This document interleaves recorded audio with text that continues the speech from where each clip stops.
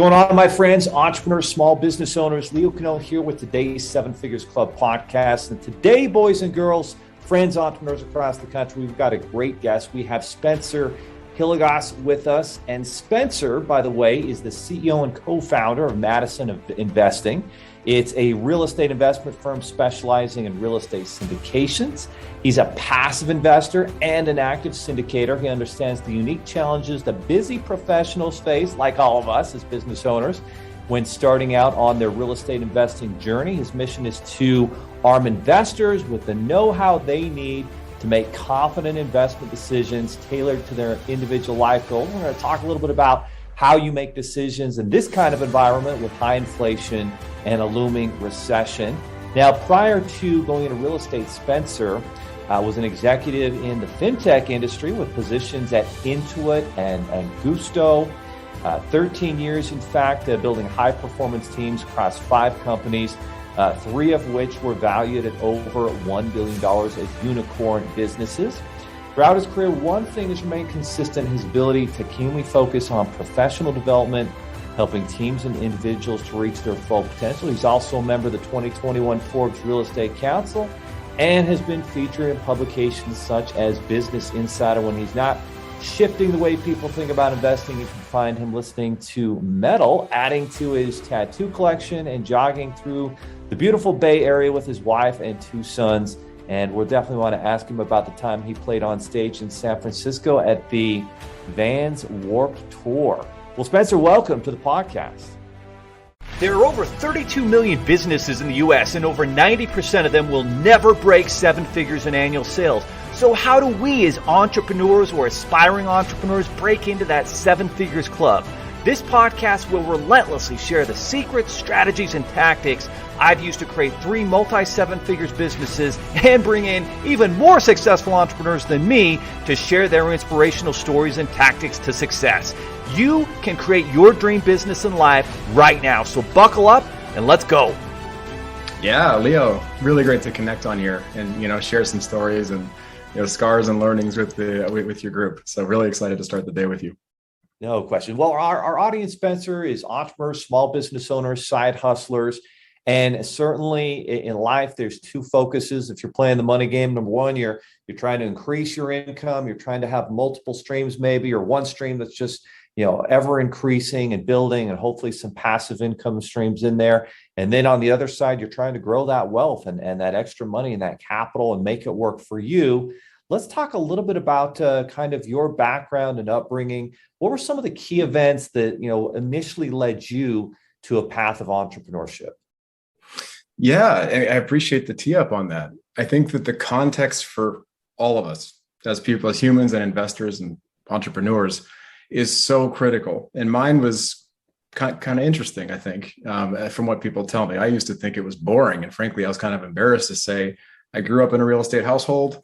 Dad was a broker for 30 years, Leo. I was forced to work open houses and, go for tasks. Where was this at?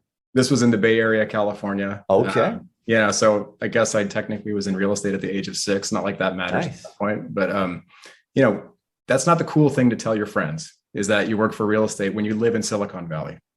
And going and saying, well, I'm going to run screaming from real estate into tech, that ended up being a really exciting, challenging, dynamic career for 13 years in topics that I originally found quite boring. And I think most people do. I think entrepreneurs think maybe finance and wealth building and wealth preservation and all these things are interesting now, but my goodness, I certainly did not. And so flash forward 13 years into that career, all these different, Intuit, Zero, Gusto, all these companies solve financial problems for small businesses.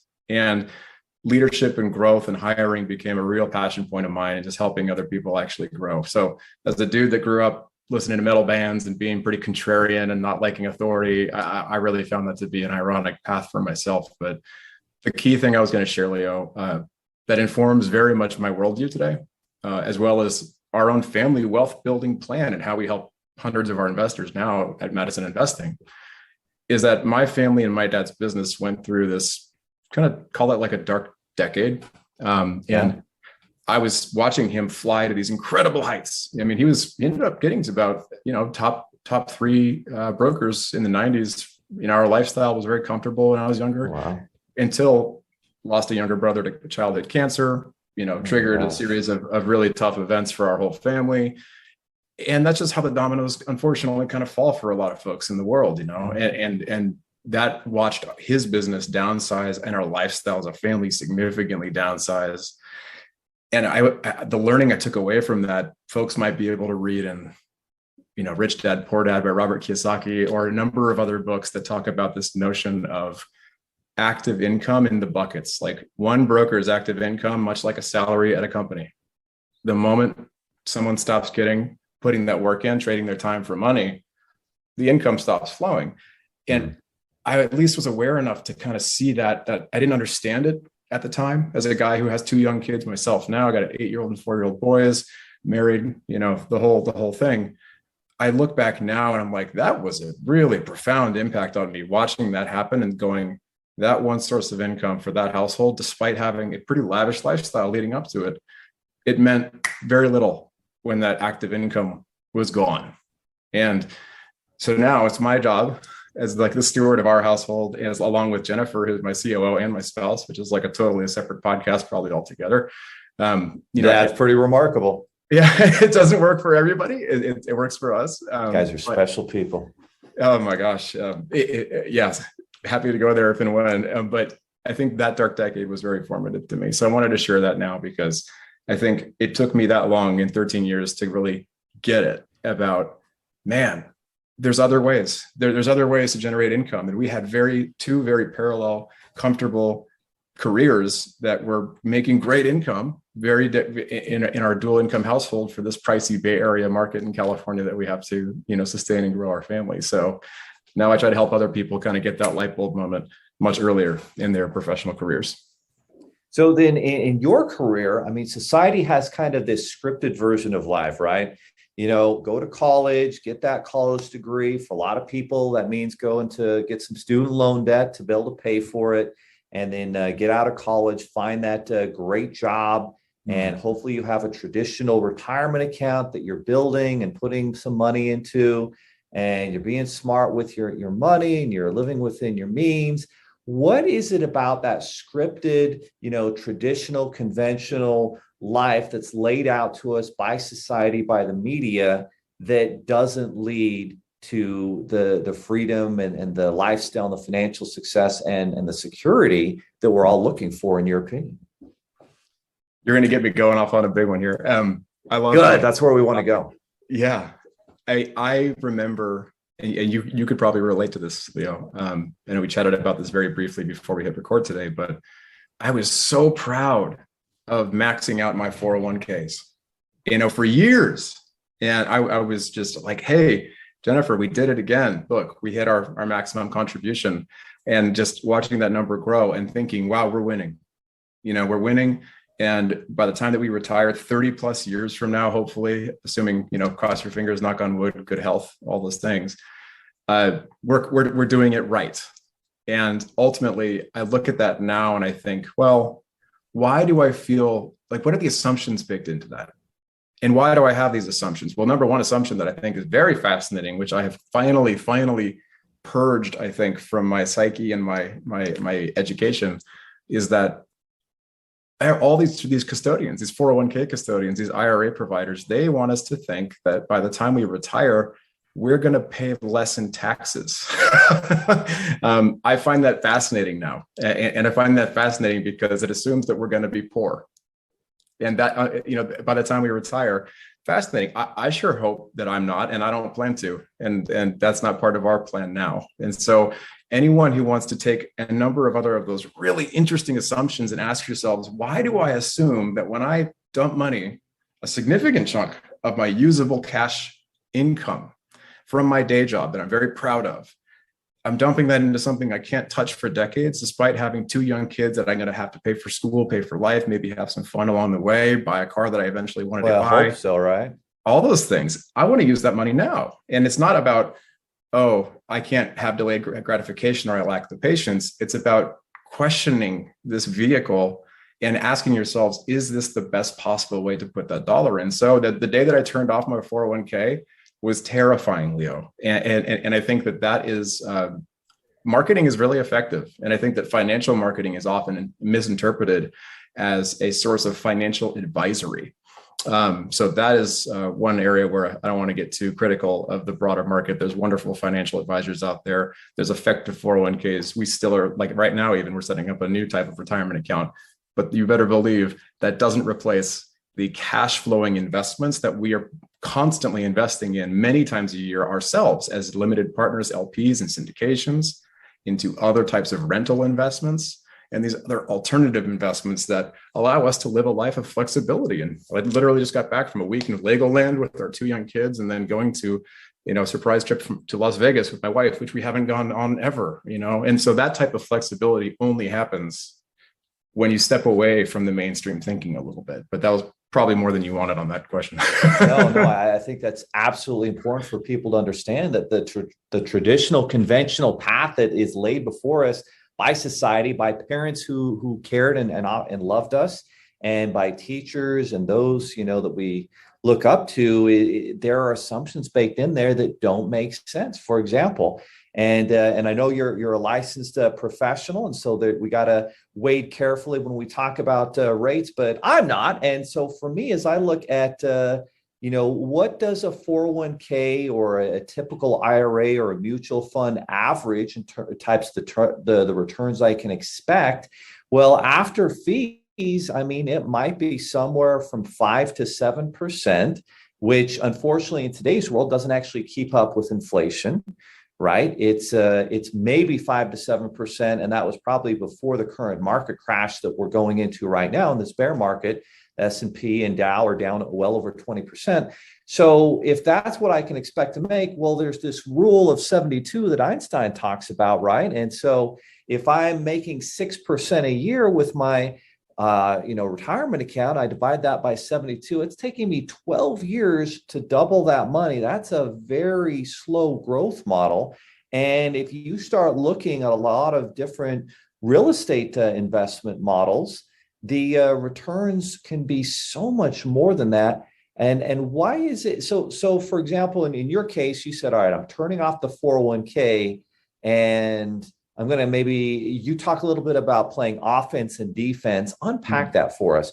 What are the factors that people should be thinking about in offense and defense, and maybe going against? If everybody else is doing it, you're going to be getting very average results. Going against the grain is usually where the exceptional results are found. What are your thoughts about that?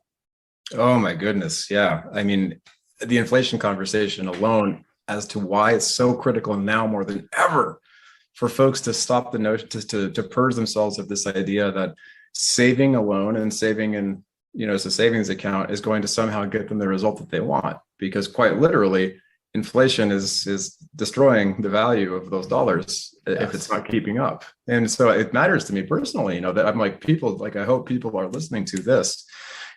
So offense and defense. Jennifer and I, we wrestled with this mightily. I'm sitting here back in, maybe 2015, 2014, and I was deep into my tech career.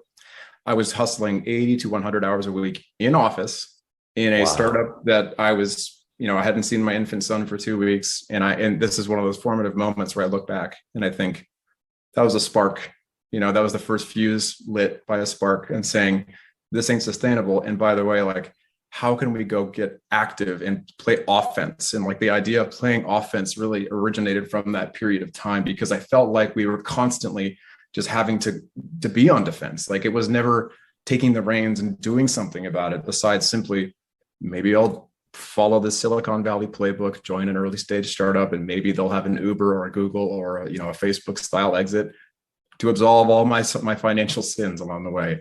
That's not how it works for the vast majority of people, and it's not how it works for us. We have some equity in one of those guys, and so maybe that'll materialize. But I bring that up because offense now to us means it's not just about budgeting, because I think a lot of folks we kind of got spun up for years in that whole notion of go set your family budget, set Dave Ramsey, right? Eliminate all that bad debt, cut up your credit cards and life, and try not to buy that expensive cup of coffee.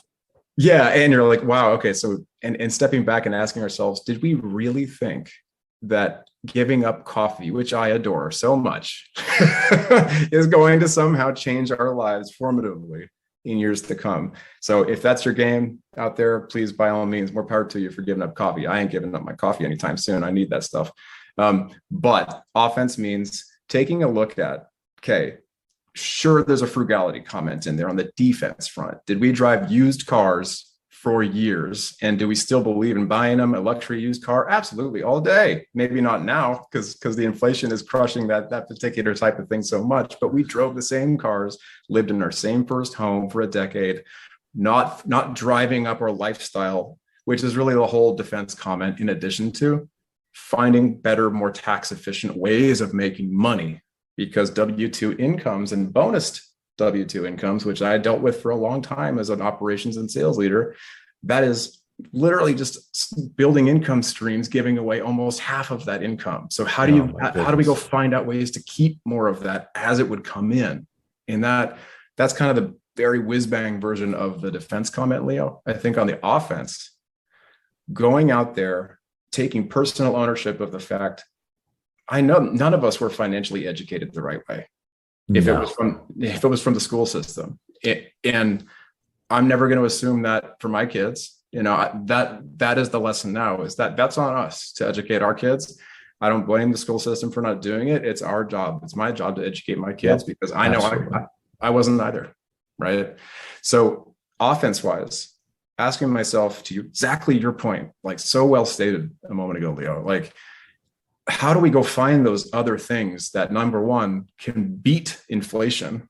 Because we have to, but like either we do that, or all this money that we work so hard to earn from active doing a day job, consulting, any type of, helping folks get invested into deals that in our investing group at Madison, like all these things, that's great, but you still have to find a way to grow your money actively and constantly, and keeping your money in motion. And that's really what it's all about. And so how many income streams, meaning monthly deposited checks, literally coming into our direct deposit every month. And sometimes there's a physical check, because people like that idea of physical mailbox money. But that's what I call now offense, is like grabbing the reins, putting some education behind, some teeth behind that. I literally listened to, I don't recommend this for people. This is how nerdy I got.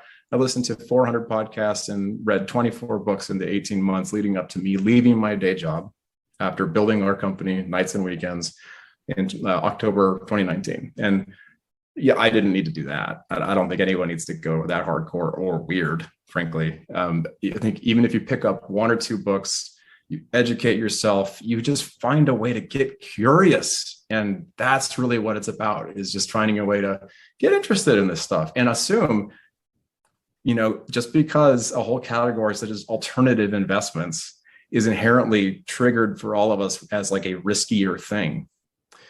I would challenge anyone out there hearing this, if you're not familiar with alternative investments, meaning like the real estate stuff or precious metals or whatever, like go and just get curious and assume nothing. Go in and just have an open mind and talk to folks and network and get more interested in that, because you have to find your own playbook, and no one's going to build it for you. And on financial advisors, there are very, very good ones, but make sure you always ask them that important question of, if you're curious about real estate, ask them how much they own. It's so true. Like, if we're going to follow a financial advisor, well, how successful is this financial advisor, right? How are they doing in today's current market? And I think that's kind of the next question where we should go here is, the cryptocurrencies are down significantly. The stock market is down. For the last decade, the top stocks that were always talked about were the so-called FANG stocks, right? You had Facebook, Apple, Amazon, Netflix, and Google. Those five, everybody wanted to be the part of those five companies. And then over the last year, Netflix is down 70%. Facebook and Amazon, I think, are both down 30+%. And even Apple, I think, is down 20%. Google's down 30%. So all of these companies are down significantly. As much as I love Elon Musk and driving my Tesla is down significantly, right? Yeah. And so that's reality. So in today's market, what are some of the best investments that people should be looking at that, number one, can deal with inflation, and number two, can deal with, looks like a recession? Yeah, I'll speak to personally what I view as what we're building our own portfolio with, because that I can talk to all day. I know you mentioned I've registered. So I believe in this notion of hard assets. I mean, that's another way of simply saying things such as real estate. And why do I believe in that? Well, the demand is there for a couple specific ones that I love, and I've gotten behind the bigger investment thesis about it. Here's the characteristics, though, that I look for on these. Looking for something that generates cash flow. An equities or stock investor would call that oftentimes a dividend, but in a real estate context, that means Spencer, like, what is the top percentage dividend, right? If I have $100,000 of a stock, I mean, what do you think is the best dividend payout, that I can expect? I in my experience, that's what, 1%, 2%, 3%. I mean, those dividends are pretty small. You said it. And that is one area where, not trying to be cagey, but I probably can't get into those ones.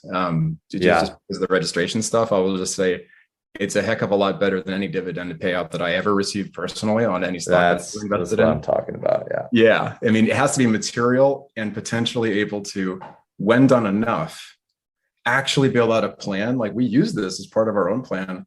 When I was going to quit my day job and my W-2 leadership job in 2019, we had been investing as LP investors or limited partners in these private real estate deals. And we had also been doing some other stuff that I'd started working on actively to become a real estate investor actively. So that stuff you can layer. And there's this whole strategy behind it that I subscribe to. Call it a snowball strategy. I don't know if that's an official term for it, but you're basically laddering, and you can stack income on income on income on income. And over time, that becomes a very substantial number where we're able to cover the majority of our mortgage costs. We covered our entire mortgage costs at our previous house. Now we're able to cover our life expenses with a lot of this stuff. And so that's the type of characteristics I'm looking for. Number one is, can this investment cash flow? And cash flow means it's paying you money. It's not just sitting there you're not investing for capital gain and appreciation. The second characteristic I would just say is you're looking for something that is tax efficient. And that sounds super dry and jargony for most people, where they glaze over. And I certainly did too when I heard that. And that means, are there built-in ways that this thing is going to help not incur a bigger tax bill on itself when I make that investment? Paying long-term capital gains versus short-term capital gains is a beautiful thing, of course. There's stuff that's even more effective than that's out there. And I would encourage folks to kind of go and study up on that, because they'll find real estate is one of those. I mean, we own a rental. It's not even necessarily what I'm talking about here. Rentals are great. We used to have 6. We've gone down to 1. Now we're invested in Madison Investing. We've done 36 active transactions there, and we've invested beyond that personally in a bunch of LP investments, like in apartment buildings and self-storage facilities. And that sounds super weird to people, but why do we like that in this environment, in this economy? Back to your question, Leo. I mean, look at the way the broader interest rate story is happening, right? The Fed is doing. Oh my goodness. It's what they feel they have to do. And that is driving an increase in rates, not just for mortgages, because I used to think, like many people out there, Fed increases rate, mortgage rate goes up, because they're the same thing. They're not the same thing. They're different. But what does that mean? It was already hard for single family home buyers to buy a home. Now rates are going up. Demand is not going that far down. It's going down a little bit, but it's not going that far down. And pricing on single family homes going up, that's going to generate even more and sustain demand for more renters. And these renters have to go somewhere. And there's people need a place to live. Better believe it. And I mean, I look at certain markets, including places such as your state in Utah. We look at places like Dallas, Texas, Atlanta, Georgia, Raleigh, North Carolina, Greenville, South Carolina. I can go on and on about these different markets that we love. Colorado Springs, Phoenix, Arizona. These are all places where the demand for places to live, for renters, is so strong and expected to keep going so strong. That's where we're parking our capital now, is in places and deal structures that allow our confidence level to be so high, and the risk profile of an investment to drop in a 6-figure number, for example, of our own capital. to feel so much more like sleeping better at night. Imagine sleeping better at night as I do doing that than dropping that same amount of money into an index fund, which is what we would have done previously. And this isn't a comment, by the way, on, don't go do the stock market ever. That's actually not the comment at all, because I believe in diversification. And I think it's kind of awful advice for folks to just completely leave behind diversification as a concept. But that's where we put our own money, and because it has to be able to beat inflation. And if it doesn't, then what the heck are we doing here? Exactly right. So in this inflationary market, what happens with those affordable housing, apartment units and storage units that you have, in inflation, what happens with those? It's interesting. Yeah. I mean, even as recently as this morning, there was a wonderful chart and piece of data that we saw in a report, which showed what happens in historical increasing inflation environments in the United States. And it showed on top of that, the rents, the average rents, and how the rents track against inflation. And it showed that in an environment of rising rates, inflationary environments, that the rents were tracking very much as strong. And right now, it's actually arguably significantly stronger. And that's the story that I back. Guys, everyone listening, that means rental rates in apartments with affordable housing are going up higher than the rate of inflation. That's what we're seeing. There's a reason why he's saying areas like Dallas and others. I also just put in some apartment buildings in Dallas.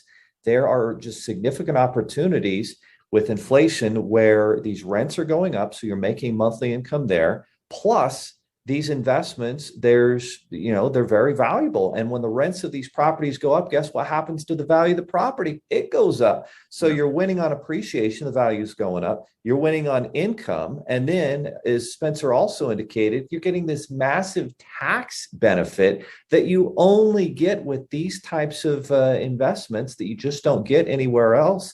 And oh, by the way, that you probably have a loan on the real estate. That balance is being paid down by your tenants.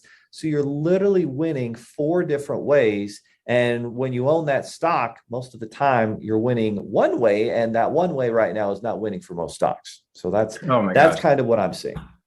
Oh, warms my heart. Like, you just nailed it.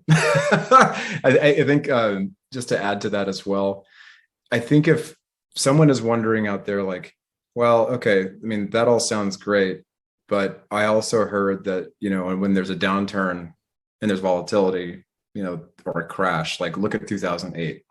And that is it was painful. It was painful. I mean, for everybody. And I think it's the right logical conclusion for someone to ask that question, right? Okay, it's been amazing the past decade.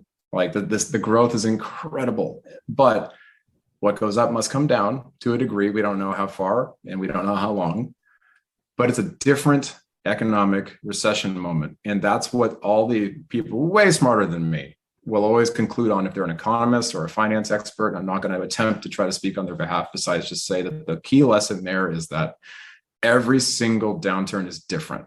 What drives it? Question. What triggers it?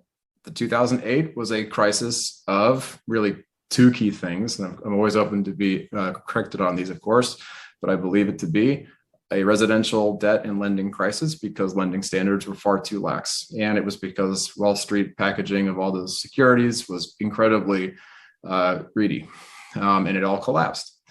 This recession, many different factors involved. And frankly, I think that folks stepping back and trying to look at those big picture timescales will find themselves in a much better headspace for trying to make great decisions right now, because you got to get away from staring at that screen. You got to turn off the news. I would recommend.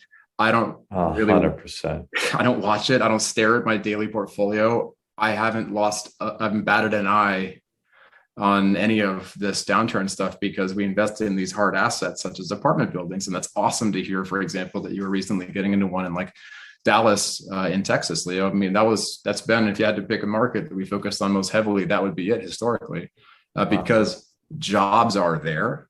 Yep. Population growth is there. And all of these wonderful, packaged together benefits are cumulatively just kind of when you look at all these, you sit there and you go like, well, what's the catch? And I'm like, is there risk involved in doing that type of stuff? Of course. Always. Always. There's always, leaving your front doorstep, there's risk. So it really comes down to getting a comfort level and pushing outside one's comfort zone to go take a look at these other ways of growing your wealth, and putting your money to work. Like there was a mentor that told me about, this was years ago. He was like, assume that your money is an employee for your own family company.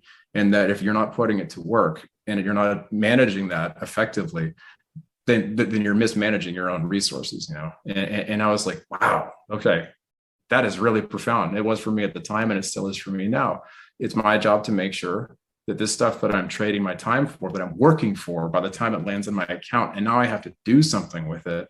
If it just sits there, I'm literally not utilizing the capital that I've worked so hard to go and generate. And so true. You know what's interesting, Spencer? I think you're right. A lot of people are thinking, oh no, this is going to be like 08 and 09. And you made the case that there's a lot of different factors. And at the top, I heard a real estate expert explaining, listen, back in 08 and 09, it's simple supply and demand. There was a lot of supply. There was way more supply and building happening than people to take over those units. But in the last 12 years since that recession, I saw an article that Realtor.com said we are still 5 million housing units short to have enough, housing for people to live in. And so recession, inflation, whatever, over the next decade, we're still playing catch up. And that means people need housing. And now we've got interest rates that went from 3% to 5.5% in just the last few months.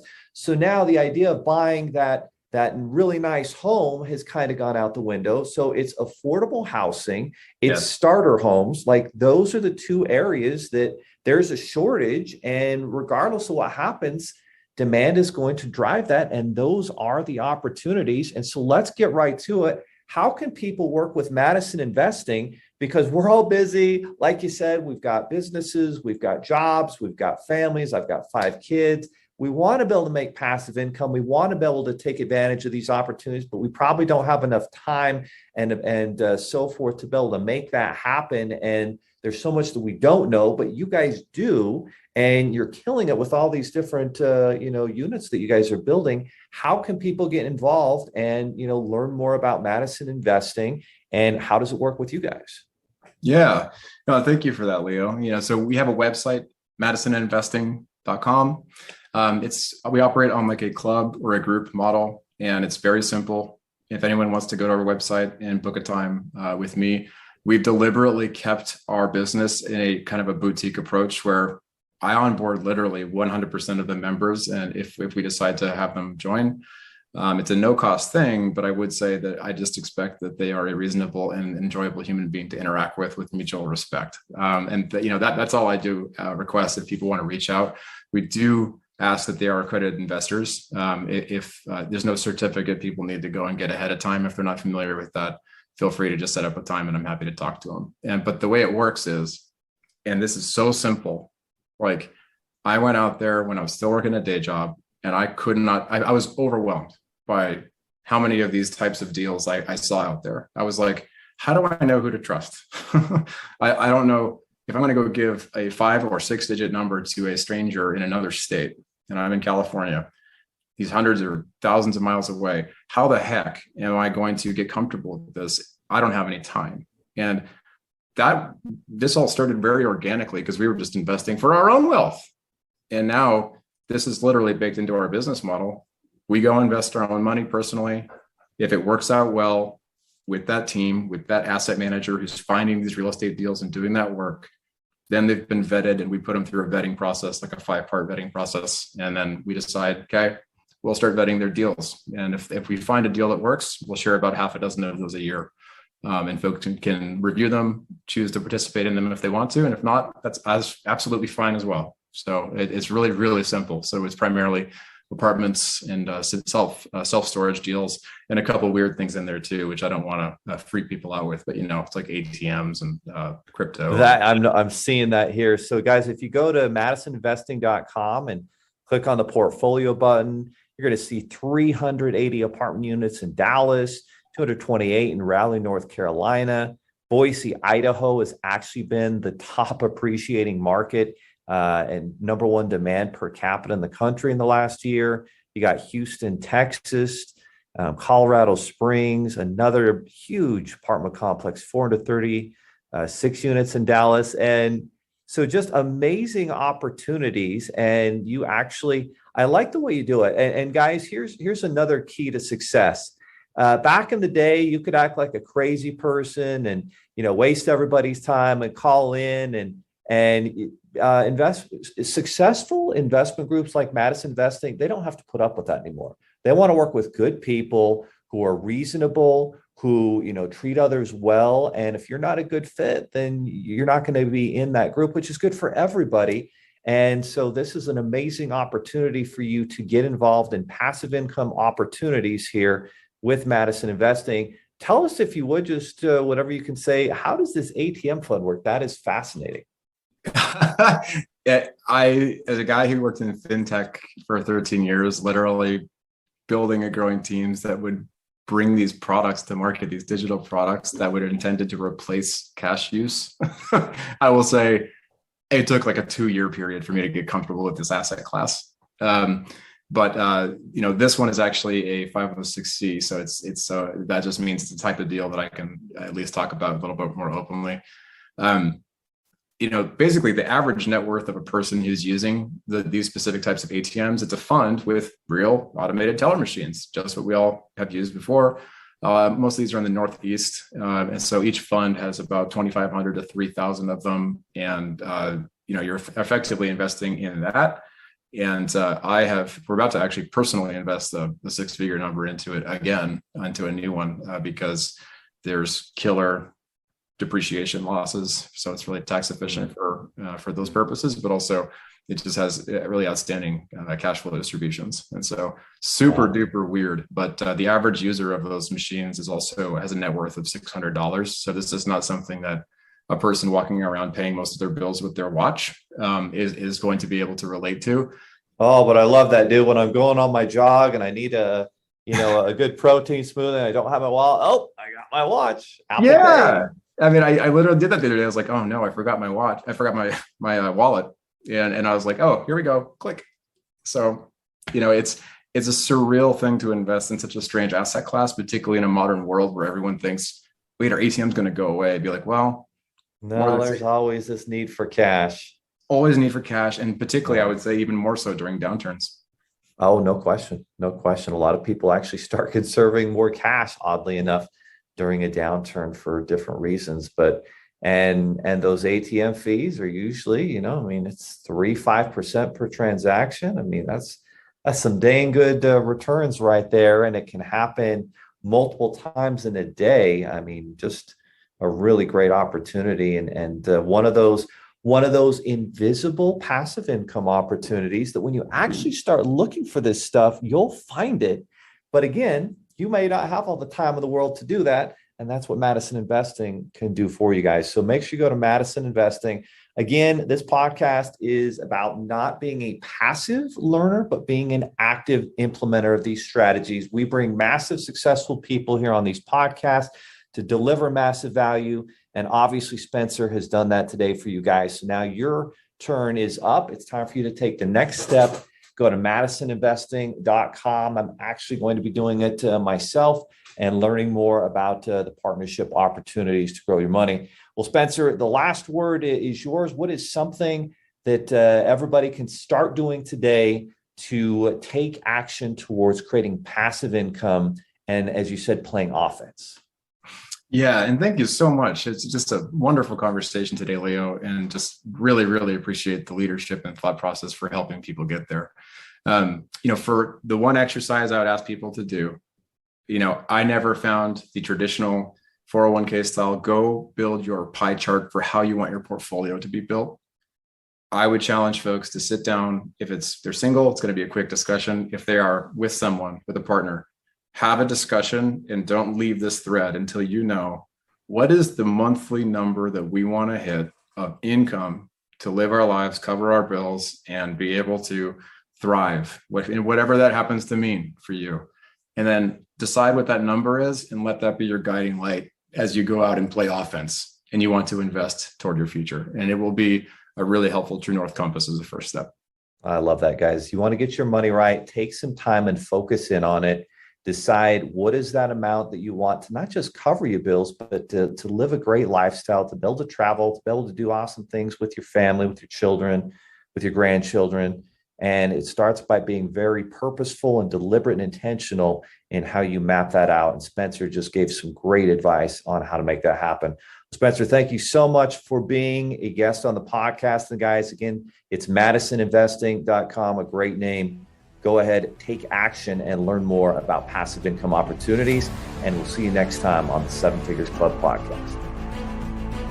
Are you looking for more seven-figure secrets, content, or even how you can launch your own recession-proof business? Then check out sevenfigures.com. That's the digit 7, FIGURES.com, where we share more videos, stories, strategies, funding solutions, entrepreneurial education, and even the secret business type that's recession-proof.